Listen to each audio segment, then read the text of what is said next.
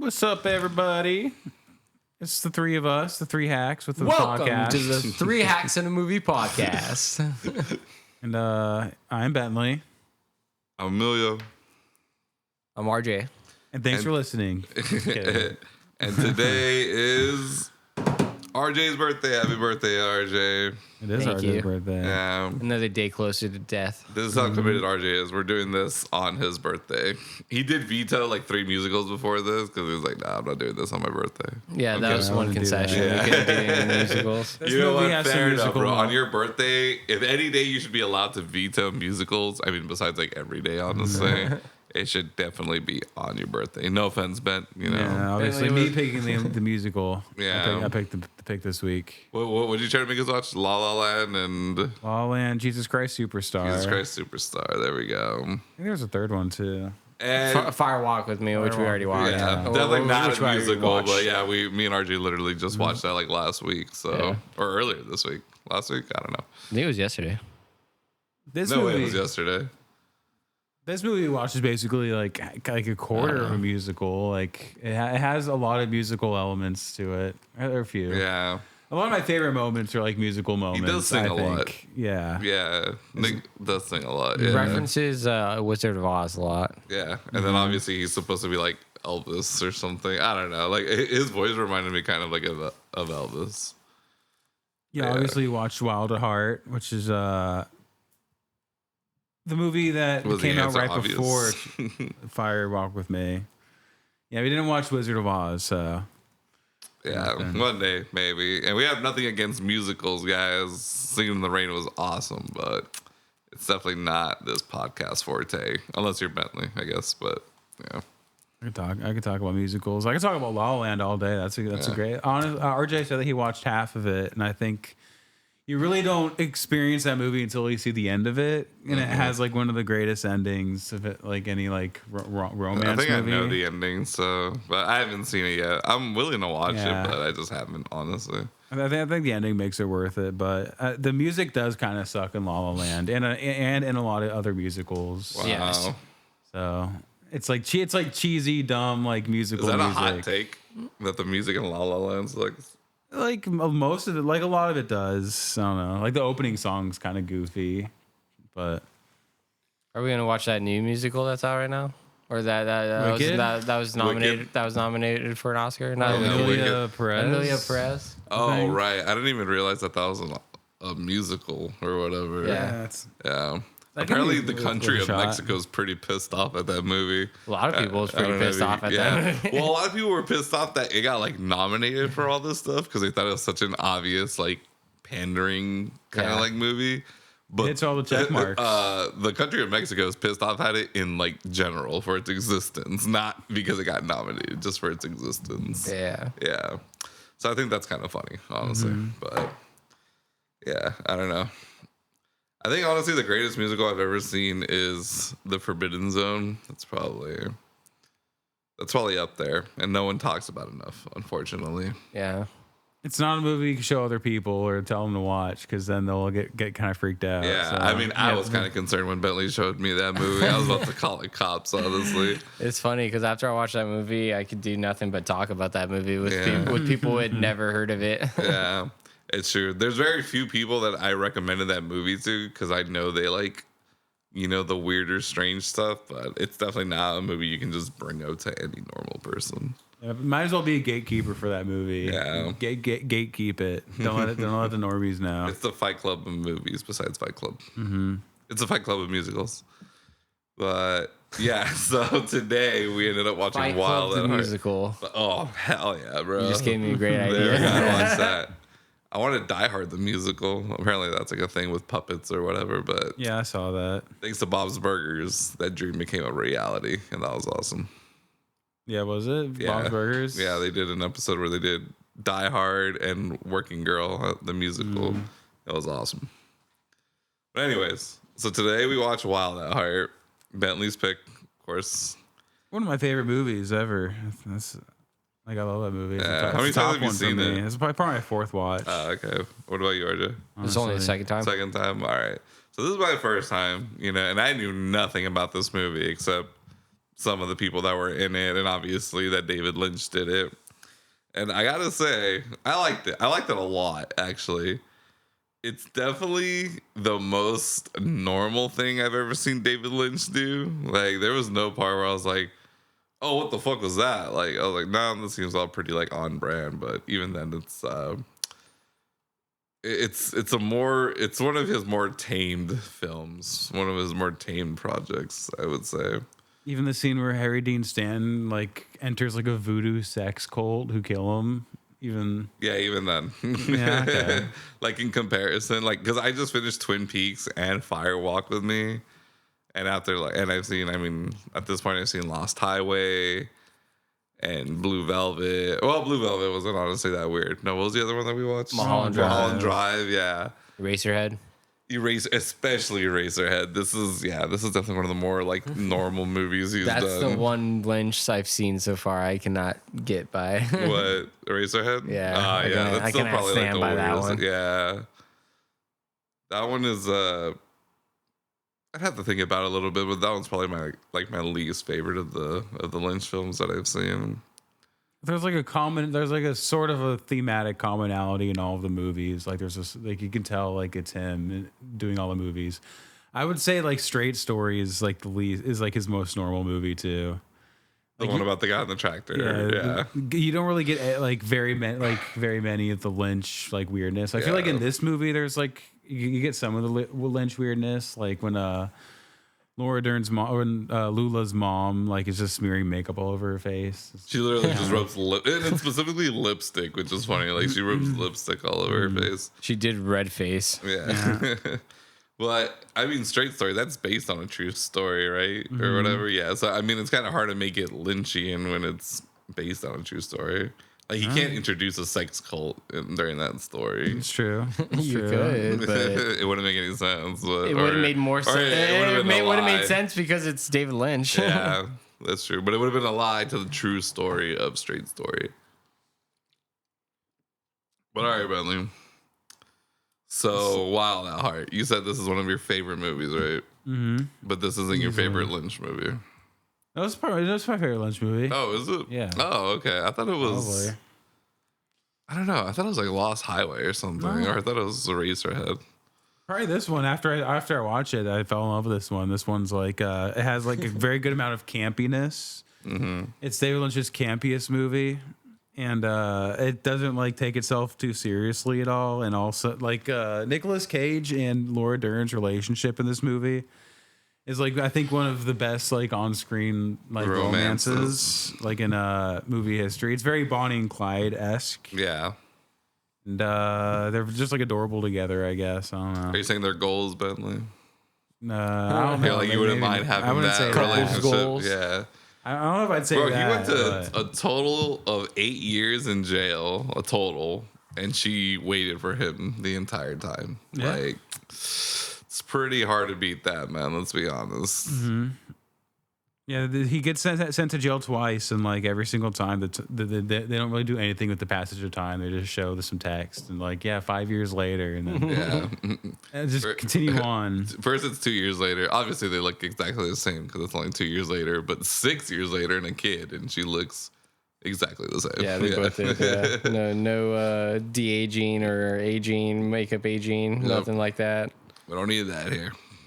Do you think Lula and Sailor are like a toxic couple? No, I honestly think that they're pretty good together. I think they're really actually there for each other and love each other because they're not toxic towards each other or even kind of people in general. Like, I don't know. I think Nick Cage's character Sailor just has, I don't know, anger problems, I guess. You know, is very protective of Lula.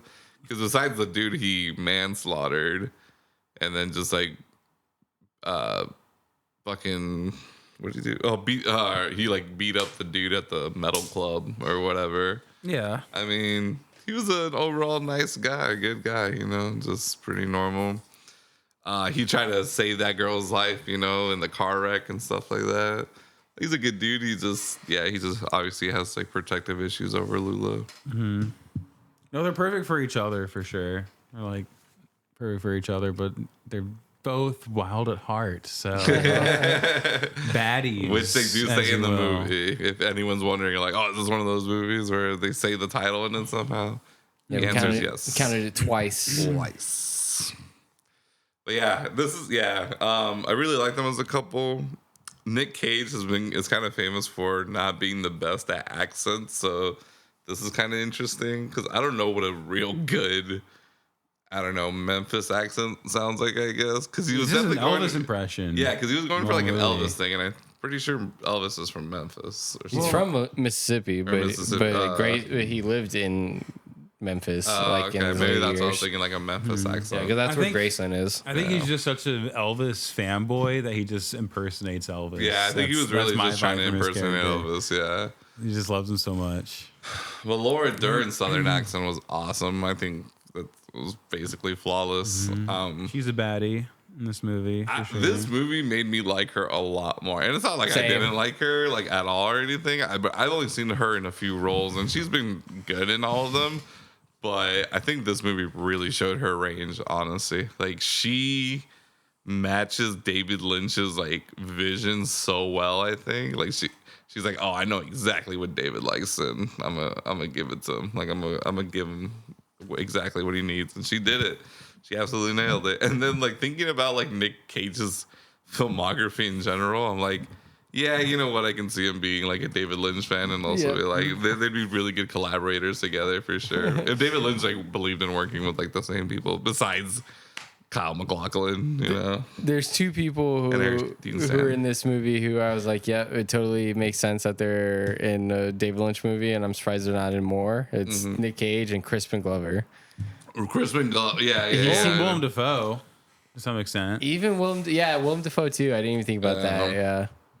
Yeah, Crispin Glover especially. He seems like a total David Lynch actor. Like, he seems like he'd be a regular in all of his movies doing some weird role. I mean, he really gave his Crispin Gloveriness. Yeah, he has a very weird role. He was extra crisp. And, crispy. He was extra crispy Glover on this one. No, it's true. Yeah, it's funny because I remember I saw his name in the credits and I was like, oh, Crispin Glover. And I couldn't tell who he was at first. I didn't realize that he was the... whatever, like the crazy guy in the flashback. His cousin or his cousin. Yeah, he was in the Santa costume, right? Mm-hmm. Yeah, the first. Yeah, so I couldn't obviously tell who he was, and then after that, I was like, oh shit, that's Crispin Glover, and then I was like, yeah, dude, this is totally like David Lynch for sure. Like if Crispin was born more like now or later, you could tell he'd be like a huge David Lynch fan growing up, and he's probably the reason why he got into like movies and shit. Sorry, guys. So, like in the original book. Like, this is based on the book, right? Yeah, it's so the guy who wrote the book also wrote Lost Highway, I think, with David Lynch. Co-wrote it with him. But anyways, the original story had Sailor and Lula separating at the end of the thing. And they do break up. Together. Oh, wow, okay. And then David Lynch like was about to do that. He wrote the movie that way. He's like, that's just too depressing. I like these characters too much, and like they need to be together. Like, so can you tell us that in your best David Lynch impression? Come on, Bentley. Why are you getting all shy all of a sudden? I'm shy. I didn't like the ending with them separating, so I rewrote the script and put them together. I can't do it. I can't do David Lynch at all. I want to do it. I want to learn how to do it, but I can't do it at all. We need a gang in this movie. Let's put it in the end. I know, I just was a random gang at the end. I thought he was gonna get like assassinated for a second. Like this was like the second assassination attempt on his life, and yeah, but I love it. It's just like some random like street gang just beat the shit out of him basically. He calls them faggots, and then he gets the shit kicked out of him. I love how he apologizes. He's like, sorry for alluding that you're homosexuals. Like him getting his ass kicked teaches him that he truly loves Lula. Like that's like the real like thing that like makes him realize, you know, the error of his ways is him getting the piss kicked out of him. Yeah, it is weird because I remember. So at this point, I mean, we're obviously jumping all over the place, but so after the 6 years that he does for basically like attempted robbery, he finally he catches up with Lula. He meets his son, and they're in the car for like, I don't know, not even maybe like 10 minutes. And he's like, yeah, maybe we shouldn't do this. He's just like, you've been doing good without me. Like, why ruin a good thing? And then like, you know, he barely even knows me. He's not gonna miss me much or whatever. And I hated it because I wanted them to be together, but I was like, you know what's so weird? Like, he's kind of making some good points, but I'm like, nah, bro, you can't leave, you know? It's just like, that kid's gonna probably end up pretty messed up if he leaves. But I was pretty upset. I was like, bro, like, I was like, please don't tell me that this is how it ends. Like, that they really just go their separate ways. I was about to be really upset, so. That's how the book ends, man. I'm glad to hear that David Lynch is like, no, or whatever, you know, like, we're gonna change it. Yeah, I don't know. But yeah, so I'm happy with this ending that they actually do end up together, and that the mom is all pissed off because she's a witch. She's a witch. I doesn't say bitch, but she's a witch. Yeah, the mom in the movie was very crazy. It's Laura Dern's actual mom, I think, married to Bruce Dern. Really? If I remember right. I believe so. Yeah, I think so. Diane Ladd, right? Diane Ladd, yeah. Okay. Yeah, I have no idea. So, great on-screen chemistry with her daughter, Laura Dern, in some scenes. It'd be kind of weird acting with your parent, wouldn't it? Like, I would imagine. I'm trying to really think of like people way. who've actually done that. I mean, there's been a few times, I'm but sure it's like not Ben Stiller and I mean, Charlie Sheen and Martin Sheen. No, Yeah, Charlie Sheen, Martin Sheen. yeah, I don't know if they've Emilio ever done anything. Estevez. Yeah, Emilio Estevez. Yeah, I feel like it'd just be kind of weird. I don't know. yeah, I think bit. it would be weird too, honestly. Ben Stiller, Jerry Stiller, heavyweights. Yeah. You know, Zoolander. Yep. Anyway, all right. Oh, we just, I mean, we kind of just skipped over it, but Bentley, how would you synopsisize this movie? Synopsisize this movie? Yeah. How would you explain it? Like, what's the elevator pitch? Basically Bonnie and Clyde story of two ragtag American criminals, and they're in love, and the girl's mom hates the dude and tries to kill him. Classic.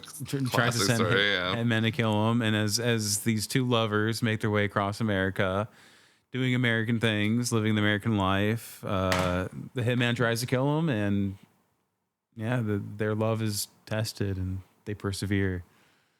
You said two criminals. Do you think Lula's really a criminal?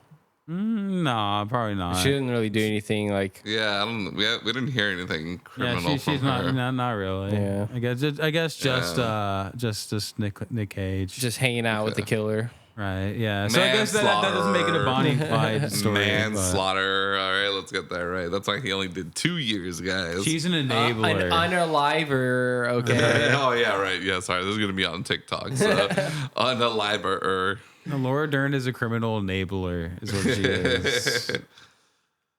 I love, I mean, of course, her backstory had to be tragic, but I don't know. I guess it kind of made more weird sense that she ends up with someone like Sailor, like someone like who's gonna be very like protective of her, like her own like father couldn't. I think she said her father was dead already, but I remember she just said like obviously she was assaulted by her dad's business partner, but I don't remember when she mentioned if he was like completely out of the picture or what. Her dad was like killed in that fire. Right. Okay. Yeah. He was killed in the fire. Yeah. And it was actually started by like Laura Dern's mom, and that Santos. The Santos guy. Yeah. Burned him alive. Marcellus Wallace. I mean Santos. Yeah. Marcellus Santos. I thought He's a great criminal. I thought we were gonna see a lot more of him, but I was actually kind of surprised at how little he was actually in the movie. Like he chases him for like a state or two, and then he just tells somebody else to go do it. He's just like, I got $2.50 for you or something like that. Or $2 silver. $2 silver for you. I have no idea who that actor is, but he's really good in this movie. He's very menacing and like the Santos guy? Psychopathic, yeah. Yeah, I don't know. I couldn't tell who that was, honestly.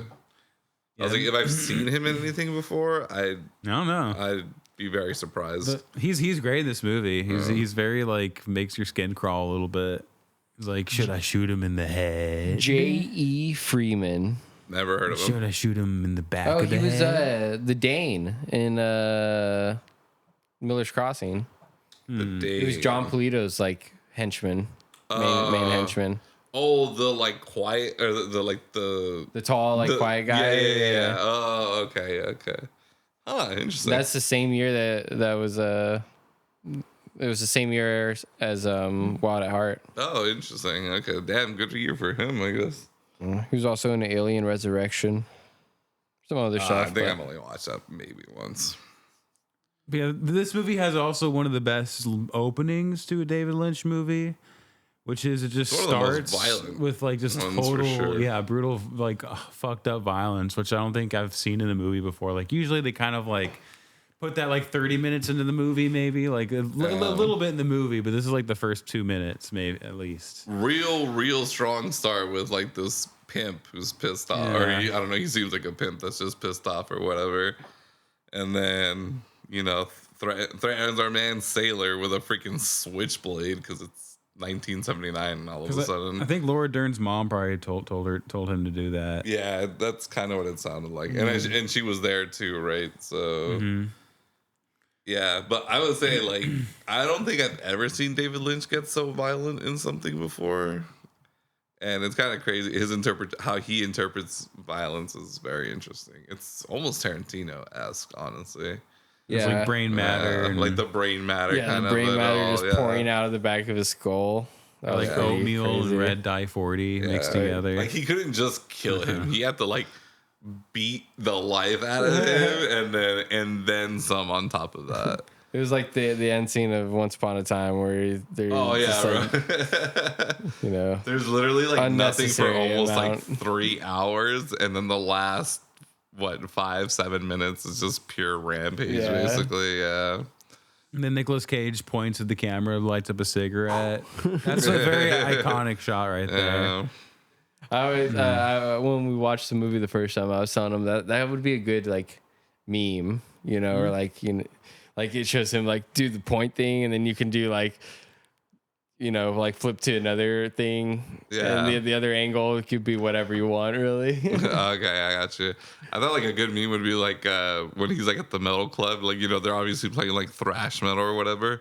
He's like, y'all know this one, and then like you can just like put in whatever song you want, like and it's like, oh, but somehow this band knows it, like they went from death metal to playing like an Elvis song or whatever. But like on TikTok there's this whole trend going on where they're like they keep playing like Fetty Wap songs or whatever, or this one Fetty Wap song in different situations.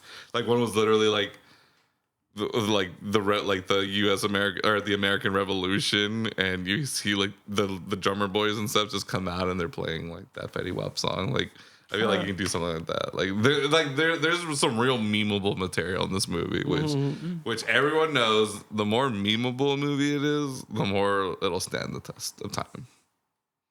Unquote. Emilio Noriega, multiple occasions. But yeah, Matt.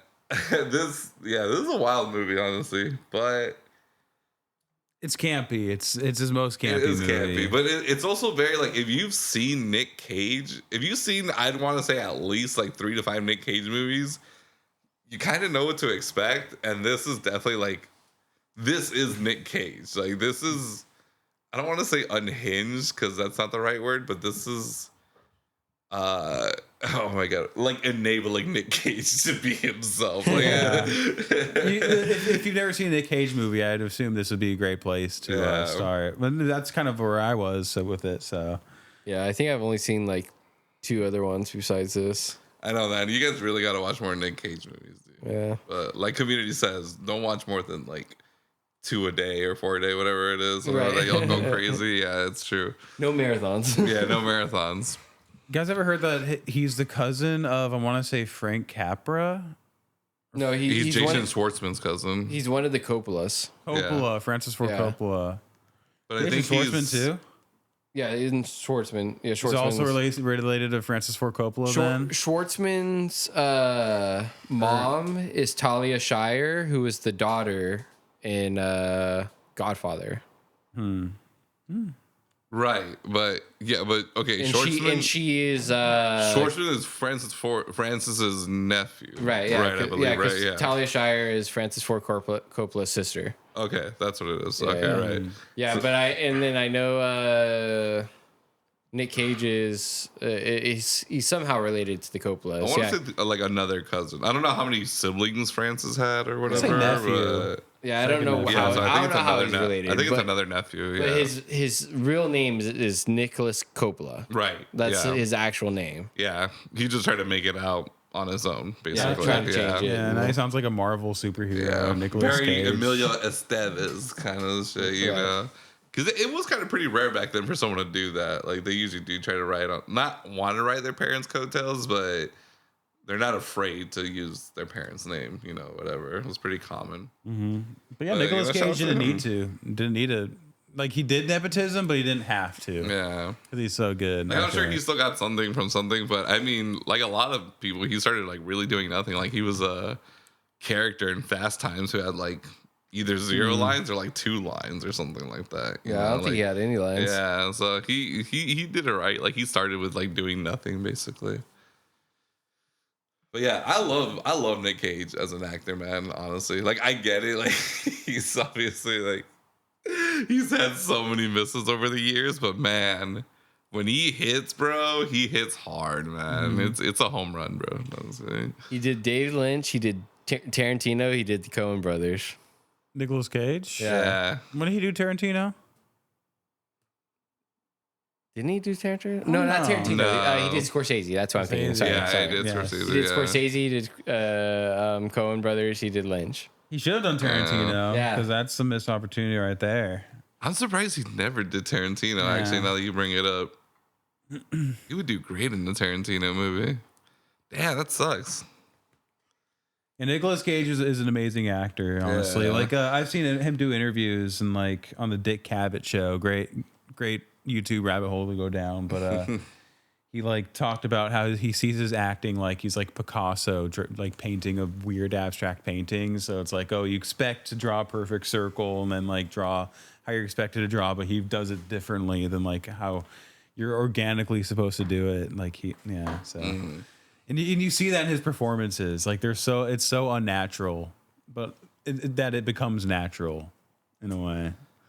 His acting. Interesting. Okay, so he's. I'm trying to really recap what you just said.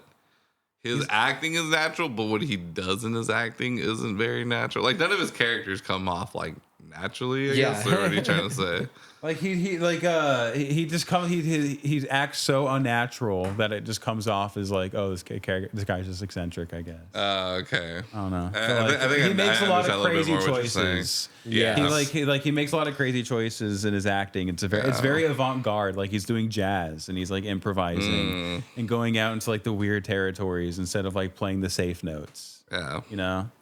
I will say, Basically. again, I think I'll just reiterate the point that he is kind of perfect for David Lynch movies. Like, it just makes sense, honestly. Like, you watch enough not even enough, just watch like a 2 David Lynch movies, maybe 3, watch a little Twin Peaks, and you'd be like, oh yeah, Nick Cage was made for this, honestly. Like, he's been waiting for a director like Lynch for a long time to come around. Yeah, and it's a great pair, man. Like, David Lynch gave him some great fucking material to work with. I will say, but kind of because of that, I think I'm more impressed by Laura Dern's performance in this movie because she's such a serious actor. And I know she did Inland Empire, and she eventually does Twin Peaks. Twin Peaks. She was also in Blue Velvet. She was the love interest in Blue Velvet. Oh, right. Duh. Okay, shit, my bad. Yeah. It throws me off by like how young she looks. Yeah. Because I'm used to, like, when I think of Laura Dern, I think of her in Jurassic Park. So, like, if she looks younger than that, it's like hard for me to like remember what she looks like. So that's just usually where my thought goes is her in Jurassic Park.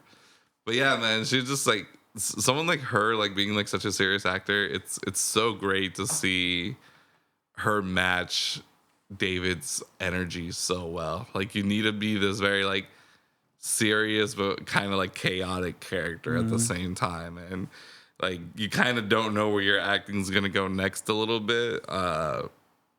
Yeah, man. I don't know. I just thought she knocked it out of the park. Honestly, probably my favorite performance in the movie. Yeah, they're both very like, I don't want to say trailer trash, but you know what I mean. She is like, a Southern belle. Yeah, all right, yeah. everyone knows that.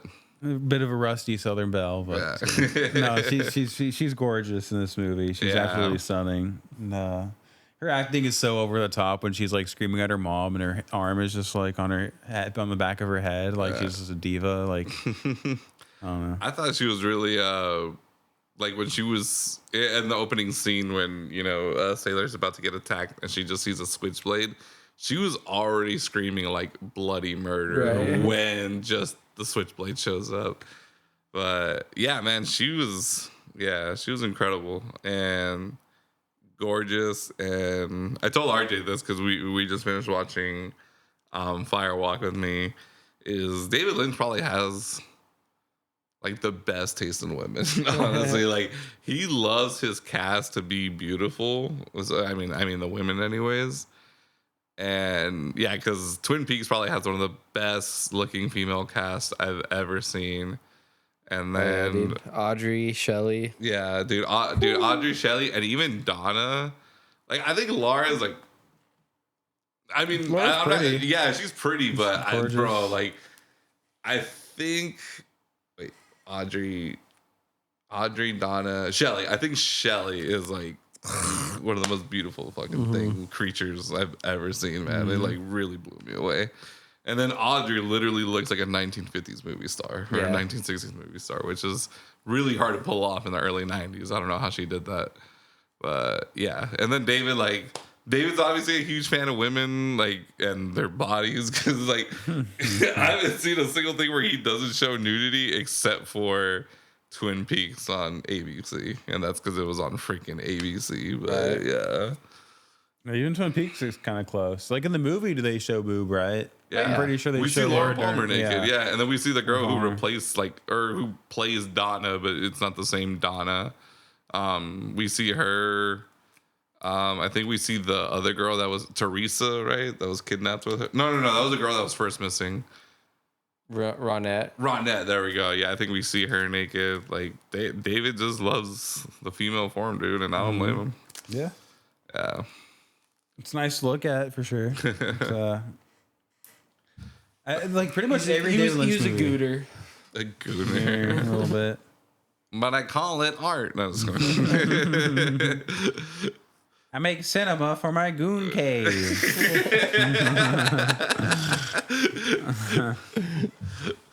Yeah, man. Yeah. Oh, man. Okay, wait. So, RJ, you've seen quite a bit of David Lynch at this point. Yeah. What's your favorite David Lynch project? So, between like his shows and his movies. I mean, probably Twin Peaks, the TV show. Okay. The first half of this original series or whatever until you find out who killed Laura Palmer. Like that's like some of the best television I've ever seen. Peak television. Yeah. Okay. The second half's kind of weird because they were never supposed to figure out Laura's murder. Yeah. So I feel like they were kind of scrambling for a lot of that stuff.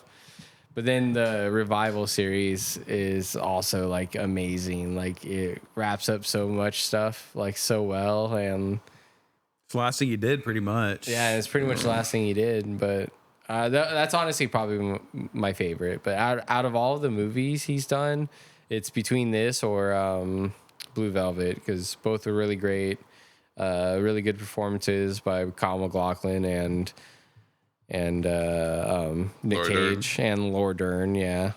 Yeah, this movie doesn't do any weird shit. Yeah, I think that's probably one of the reasons why I like those movies so much is that they're so normal. Yeah, and not it's definitely his most straightforward movie. Right. Because before that, I was giving that title to Blue Velvet, Yeah. probably. Mm-hmm. Yeah. Like the timeline's just it's pretty straight. There's like there's like flashbacks at a couple moments, but the timeline's pretty straightforward. It's not like a weird ass changing the character. Yeah, there's like weird moments or characters having Really. weird moments, but nothing, like really like beyond that. But I mean, this like did try to implement some weirdness with the whole like Wizard of Oz thing, like, but it was mostly just like either hallucinating it or making very like clear allusions to Wizard of Oz. So even then, it really wasn't that bad. But yeah, man, I don't know. I guess I'd have to think about it, but this is probably my favorite David Lynch movie that I've seen. Will it be Twin Peaks? I guess I can't really say until I watch the revival series, which we'll probably do that pretty soon here, actually. But yeah, man, I don't know, bro. There was something weirdly charming about this movie that I just liked everything about it. You know, It's very sweet and earnest too. Like drink, guys, you said earnest. But it is What's very, the other it's very word? genuine. Dilapidated. Yeah. But it's very genuine. Like, Yeah. like you could tell he like actually like loves these characters and like wants them to be together and stuff. It's not like a lot of people might accuse David Lynch of being like cynical or like being like sarcastic a lot of the times. Yeah. But this movie, you can tell he like definitely has love for these characters he created or based the story off. Yeah, you know. I'm very curious to see what the actual book story looks like.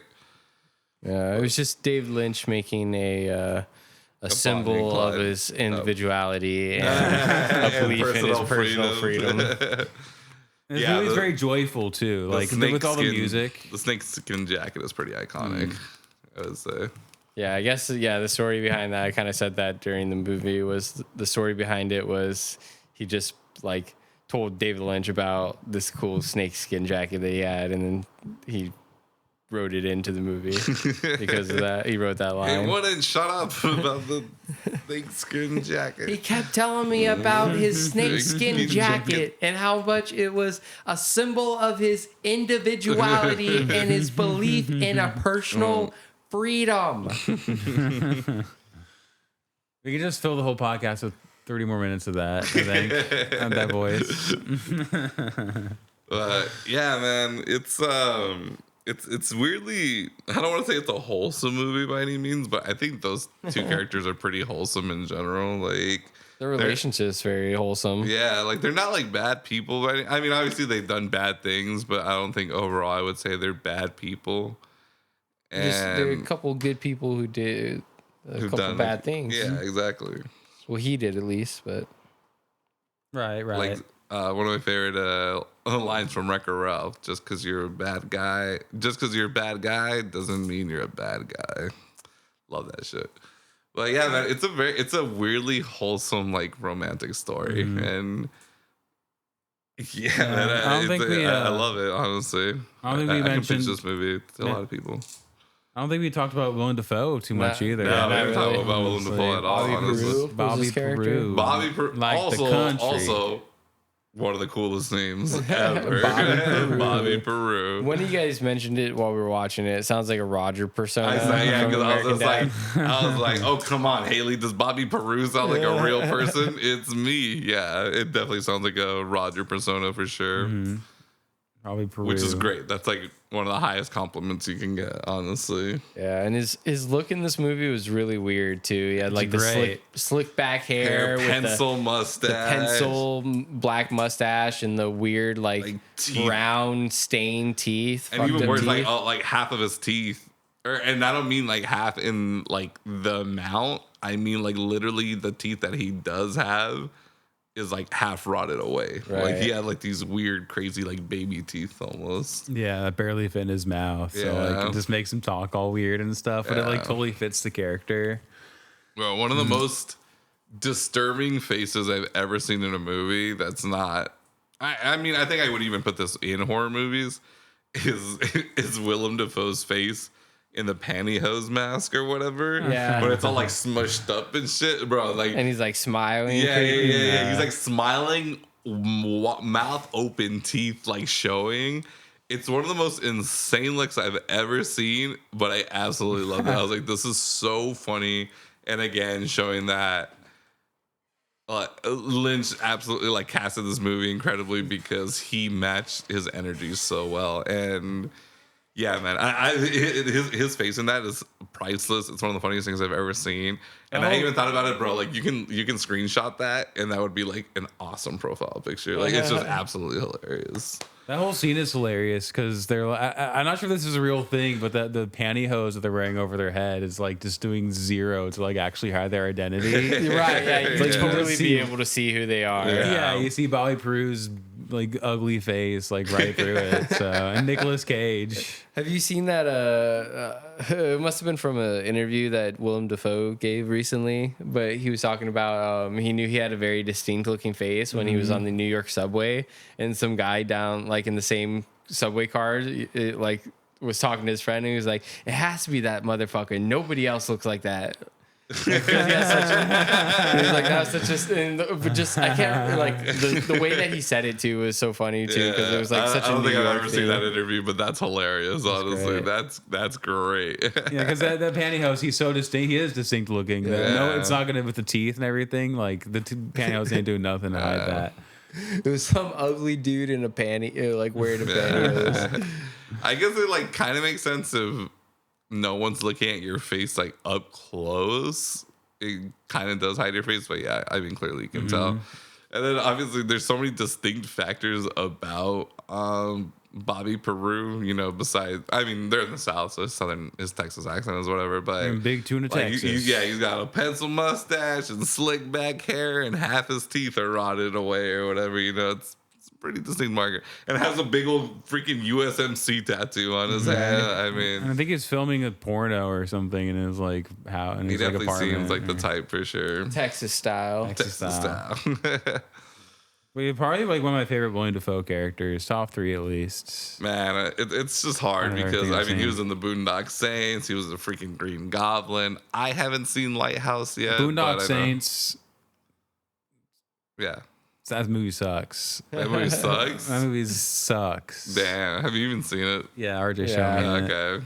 He didn't watch it at the right time. Well, what does that mean? Huh? What The does first that time he mean? watched it, he was like 20 years old. That Yeah. was like 2 years ago. No, it was like 27, 28 maybe. Okay, wasn't that like 2 but years my ago? point 1 is, year like, ago? Yeah. I think I love that 3 or movie because 3. I first watched it when I was like 13 or 14 years old. And gotcha. Okay, it hooked me okay. at a certain age, you know?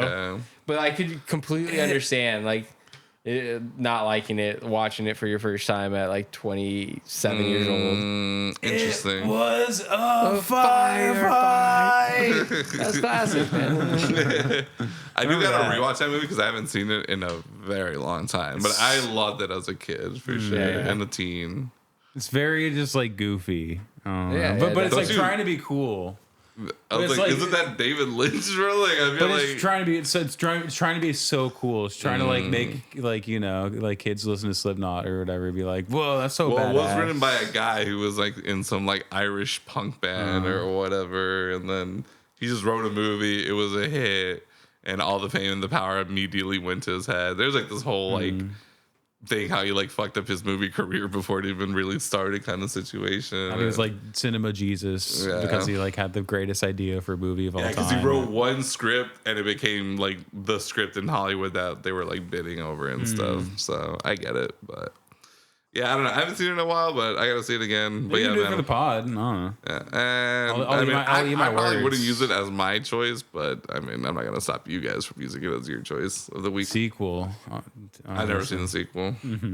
Yeah, the sequel sucks. I never saw it. I kind of just like, I don't know, refuse to watch it at this point. And just, I don't know. It's whatever. But yeah, I don't know, man. Willem He is one of the Dafoe- best parts of Boondock Saints, though. Willem Dafoe. Yeah. Oh yeah, so. for sure. He's almost the best part in just about anything he does.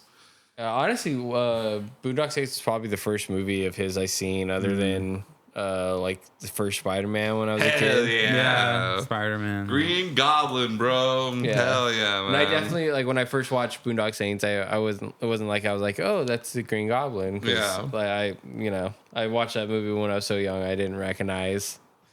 I wasn't familiar with people's faces. I guess like Yeah. actors and stuff. For sure. But yeah, I do need to watch more Willem Dafoe stuff because I haven't seen. I've seen quite a bit. Yeah. I haven't seen the Lighthouse. Lighthouse is really good. He was really Yeah. good in Mississippi Burning, which I haven't. which seen. also has Gene Hackman, R.I.P. Oh right. R.I.P. Poor Just passed away. Things. He was great in. I haven't seen that. I Yeah. just saw Nosferatu, and he Okay, was he awesome. was in He was that. awesome in Yeah. Nosferatu. He's basically like the Van Helsing guy. He's just like he's the crazy academic or Yeah, whatever, yeah. like scholar. But yeah, man, no, he was awesome in that. And then I mean, he had like kind of like a small. No, he was kind of important in the plot of like the first John Wick. Right, yeah. He really cool character. Obviously not like the coolest character, but he was pretty fucking. He was cool. in a lot of stuff last year, like Yeah. a lot in of the American Beetlejuice Psycho. movie. He was a FBI agent, I think, that was chasing him down. Oh my god, dude! Even I forgot about that. Yeah. Honestly, holy shit. Yeah, and it's been a long time since I've seen Life Aquatic with Steve Zissou. Yeah. But, never he seen was- it. I mean, I've never seen it. It was like 10 years ago that I watched that movie, but he was definitely my favorite character and favorite parts of the movie. Okay, for sure. He played a German guy named Klaus, and he was always just on the edge, like super irate, and like, you know, he snapped like on an instant. Okay. It was No, just, yeah, I'd have to check it out. The movie looks really nice. It has a good production design. The Yeah. Florida Project. That's one I heard. right, of. that's Yeah. one I wanted to check out. Yeah, me it's, too. I wanted to it's see it. Sean Baker, the guy who did Nora. Yeah. Oh, okay, gotcha. I think he won an Oscar for The Temptation of Christ, maybe. Oh, right, he was in Last Temptation of Christ. He Yeah. was in Scorsese movie. Played Jeebus. Oh, he was in The Northman. That's right. I do remember that. Spider-Man: No Way Home when he came back as Green Goblin. Green Goblin. He was fucking awesome in that. But even with the extensive filmography he has, and I've seen probably like over 10 movies that he's been in, maybe. Like I'd say, yeah, Wild at Heart's still probably my favorite out of all of them of his performances. It's just such a weird, funny character. Yeah. That you don't see. You don't. There's like no similar character in any like capacity. Like not even like in Grand Theft Auto or any. Like this would be a good Grand Theft Auto character or something for like a mission. That's an interesting way to put it, but I like it. Okay. You don't see him anywhere, but I think, yeah. No, I really do like Willem Dafoe as an actor. I just feel like, yeah, again, I just need to see his more prominent roles that I hear about, like The Florida Project and The Lighthouse are probably like the top two. Lighthouse is he's really fantastic in that. Yeah, that's what I heard. He's like he literally is a fucking pirate. Like William Dafoe became a pirate for that movie, dude. He's not acting. He just is a pirate. Okay. Yeah, he's great. Yeah, definitely gotta check that out, honestly. But I know I rewatched the OG Spider-Mans, like I think like last year or 2 years ago or something like that. Bro, it holds up so good, man. Especially his performance in it, man. He's awesome as Harry Osborn. Or Norman Osborn, sorry, as Norman Osborn. But yeah, man, I don't know.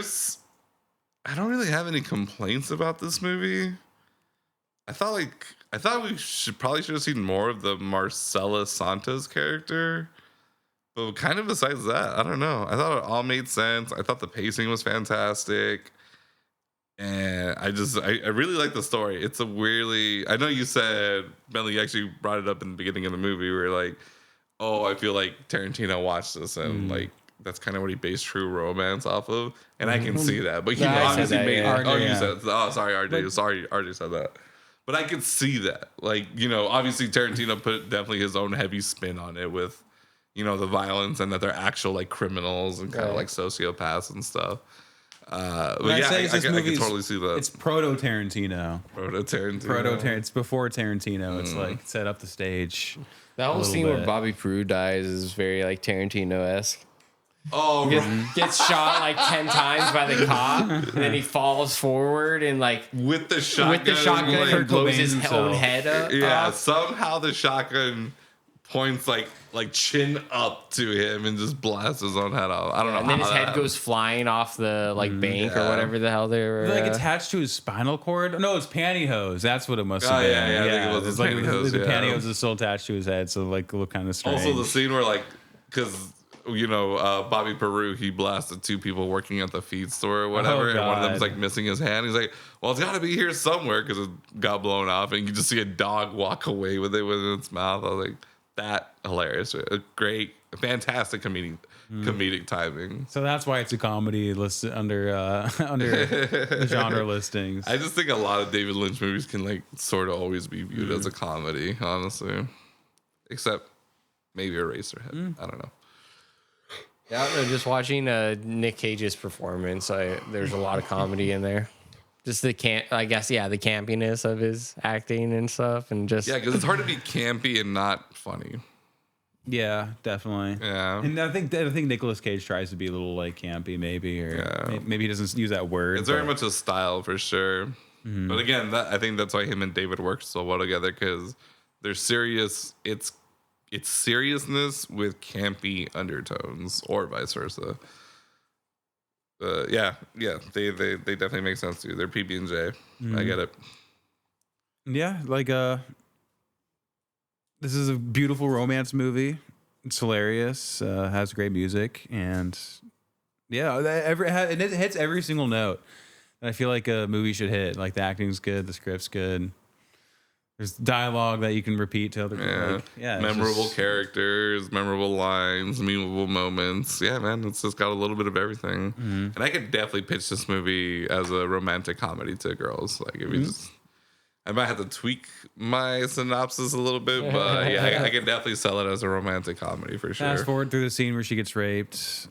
Like, you don't even like. Yeah, I understand. Like that's obviously bad, but you don't even see anything too rough, really. You just see it's like the aftermath of it, basically. You see her with like a bloody mouth, like and you see him like put up his zipper, so obviously you know what happens. But yeah, besides that, if they're not into violence, skip the whole blowing their head off scene and the intro. The first 2 minutes, and then like a chunk of the last 15 minutes, 10 minutes, but. I've seen a lot of lesbians on Twitter. Like when David Lynch died, they're like, "Wait, David Lynch was basically a lesbian. Holy shit!" Like all these movies, he's basically a lesbian the way he filmed these.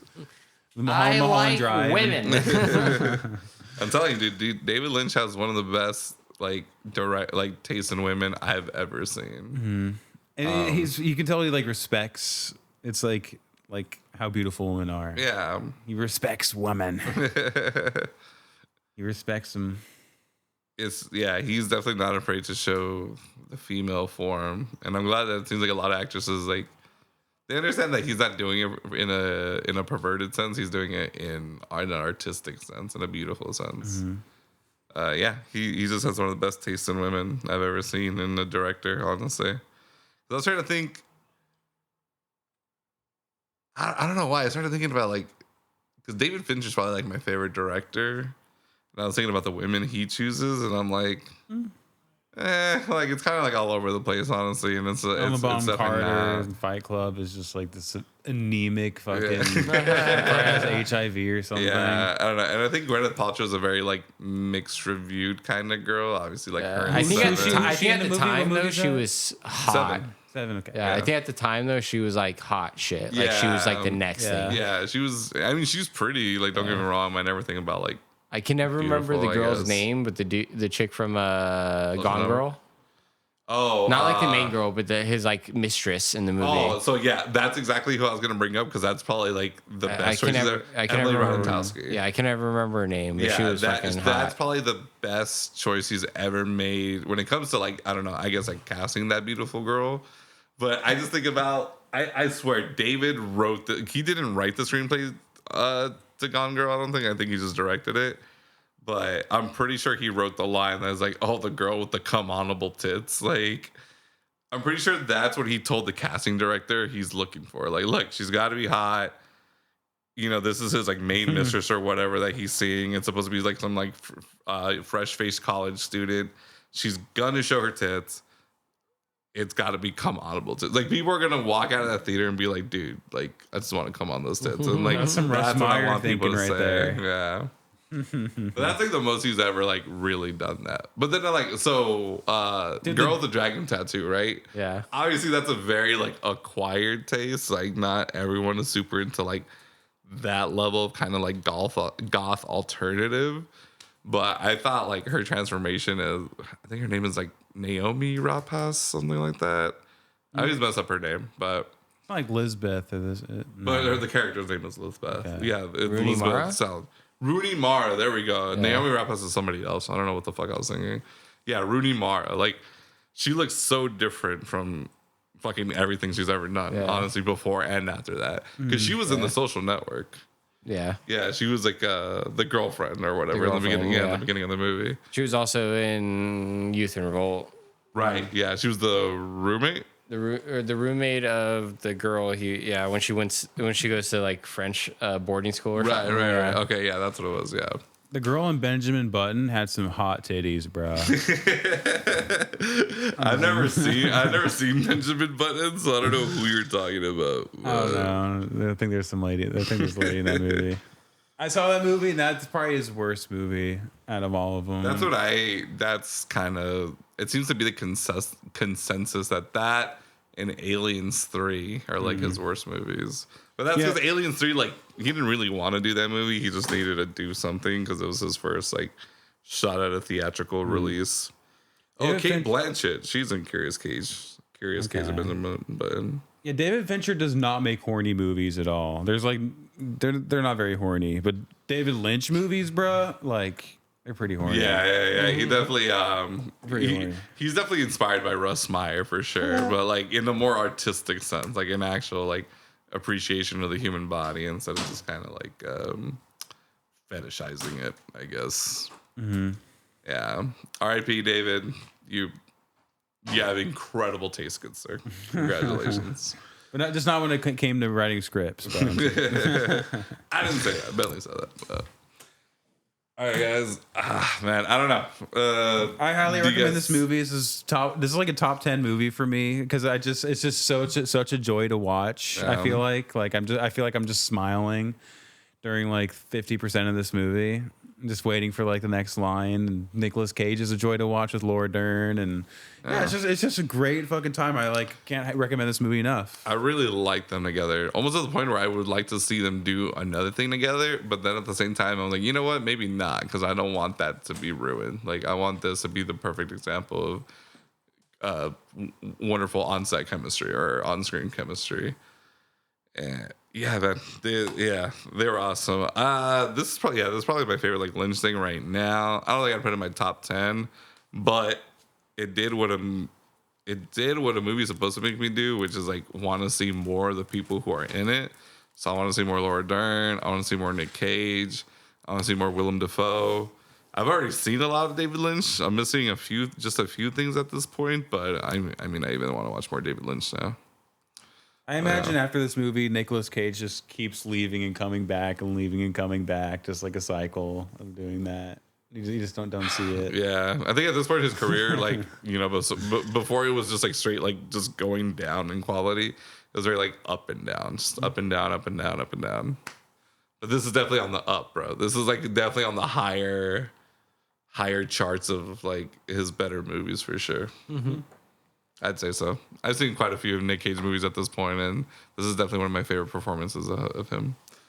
Yeah. Including National Treasure, bro. National Treasure. Ooh. That's right. I said it. But yeah. All right, guys. Any final thoughts on this movie? On this film, if you will? Nick Cage's character's name was cool. He was Sailor Moon. Bro, so I've never heard of a character or a person being named Sailor, except a few years ago. There's like this guy, like he like made a TikTok page for his like family, or it was him and his daughter, and his daughter's name was Sailor, but it's spelled like Taylor, like Taylor. Just get rid of the T and put in the S, and her name was Sailor. So I thought that was kind of cool. I was like, oh, okay. That was probably after Sailor Moon. Yeah. Not bad. What? After Sailor Moon, probably. No, Sailor Moon is spelled like S-A. I know. But Michael Saylor, the Bitcoin investor. They probably got the name like from Sailor Moon. They were probably like Sailor Moon fans, and it was like, okay, we just changed the name. There's a big Bitcoin investor named Sailor Moon, and his name is spelled that way, so it has to be that. Big is Bitcoin. I don't know. It just looks like Taylor with an S, so it just more seemed like Sailor, but. Sail. Oh, dude, you just reminded me. That's all I was thinking of, because that's what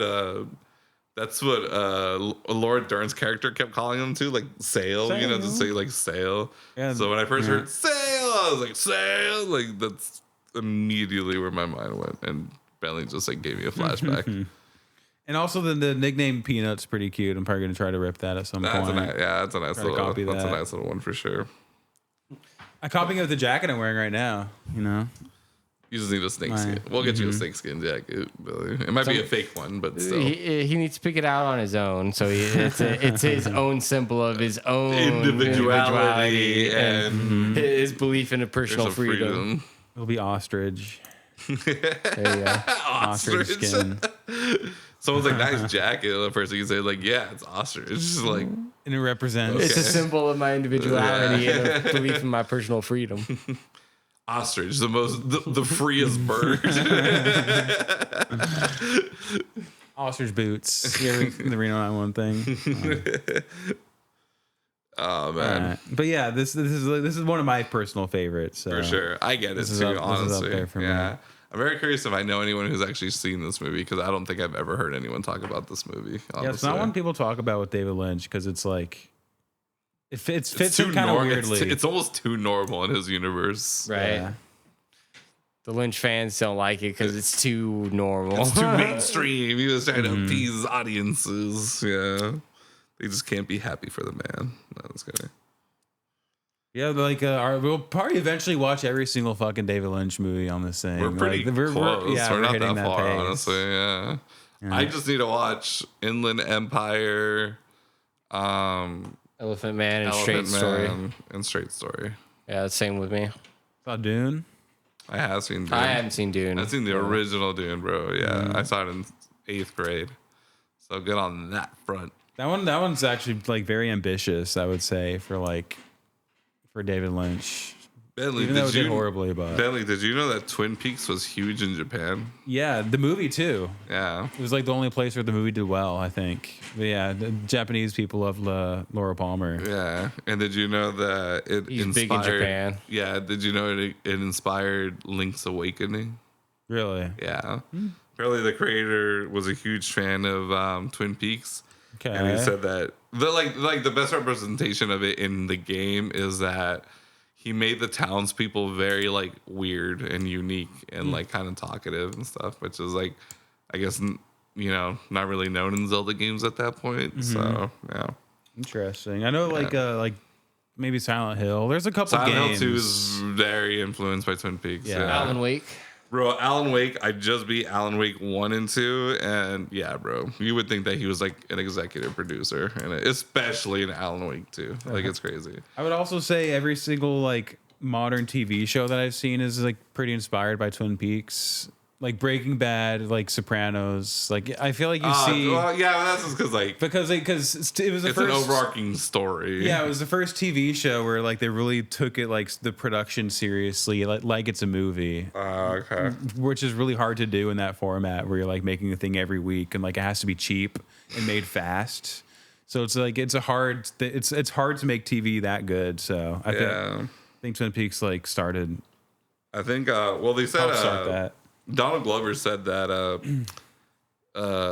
Atlanta's hugely inspired by Twin Peaks. Yeah, he said it's like a combination of Friday and Twin Peaks. Yeah, exactly. Okay. Yeah. It's like Twin Peaks with rappers is kind of like how you put it. Yeah, which makes a lot of sense. Especially, I've only saw the first 2 seasons of Atlanta, but I was like, yeah, okay, you know what? Absolutely, I can 100% see that. Plus, Twin Peaks does a thing like Lost is very inspired by this, where it just keeps introducing mysteries and it answers a mystery and it gives you the answer to the riddle, but then it just leaves more questions. Like it's an never-ending cycle of getting mystery. Like in Twin Peaks, it was like, oh, we solved Laura Palmer's murder, but now Cooper's being investigated by the RMCP for like drug smuggling and stuff. Like what? And I feel like a lot of TV shows kind of follow, like they have to follow that format because that's what keeps people interested. And then obviously Mr. Palmer, he was dealing with like multiple relationships and a mental breakdown and getting screwed out of his own business deal. And then what's the girl's name who like faked her own death, who owned the mill or co-owned the mill? Josie or no, Catherine? not Josie. Catherine. She never owned it. Yeah, her brother did. Yeah, her brother did, right? Like the fact that she like faked her death and she dressed up as a Japanese businessman for several episodes. That was hilarious. I will say, yeah, I think my favorite thing and the most impressive thing about Twin Peaks is how many storylines are in there in those 2 seasons and they all intertwine with each other. And at no point does it get like, it doesn't feel too much. Like he like just figured it out, like how to pace it, like when to cover this part of the story, when to cover that part of the story. Like, because usually when you have that many characters, either so many of them become side characters, like you don't even really care about them, like they just come in and say some stuff every once in a while. Yeah. But no, bro, this is like literally a main cast of like 10 people in those 10 Right, to 12 yeah. people, which is super rare. The only storyline I really just didn't like was the whole James riding around on his motorcycle and like falling in love with this older lady who wants to kill her husband, and like it's all weird. Yeah, That was kind of That part's forgettable a little bit. but yeah, I mean we could talk about Twin Peaks all night, obviously, but unfortunately we're gonna have to call it. Yeah, so we can watch the Return a little bit. And we can finally watch everything that David Lynch ever made. Yeah, That's the goal here. I know. I'm gonna watch Returnal. It's gonna happen pretty soon. All right, guys. So, no more final thoughts. All right. Watch it. Yeah, Bitch. honestly, just watch it. Bitches. If you like a good like crime romance movie, I guess it's probably like the best two ways I can put it, and like comedy. Highly recommend for sure. If you like Lynch, watch it. If you Yeah. like Nick Cage, watch it. Yeah. If you like Elvis, watch If it. you don't like Lynch, you could actually probably watch this Yeah, one. yeah, It's like his honestly, least like If you Lynchiest don't movie. like Lynch, watch it. Yeah. You'll probably like it. Yeah, exactly. If you like Tarantino, watch it. Yeah. Yeah. All right. Well, yeah. All right, guys. I've been Bentley. I've been Emilio. And I've been RJ. I still am RJ, but I've been RJ as well. Yeah. All right. Have a good night, y'all.